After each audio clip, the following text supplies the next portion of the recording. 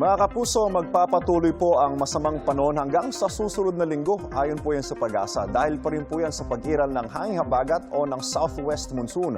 Last week nga po nang magsimulang lumakas ang habagat dahil po yan sa Bagyong Luis. Nitong weekend, bumuhos po ang matitinding ulan at naranasan ng kaliwat kanang pagbaha at landslide sa Luzon. Kabilang po tayo dito sa Metro Manila. Umabot nga po sa 63.5 millimeters ang dami ng ulan na naitala po sa Pag-asa Science Garden sa Quezon City mula alas 8 ng umaga noong Miyerkules hanggang alas 8 ng umaga kahapon. Paalala po muli mga kapuso, nakataas po ngayon ang yellow rainfall warning sa Metro Manila. Ibig sabihin po niya, posible po ang malalakas na pag-ulan na magdudulot ng baha.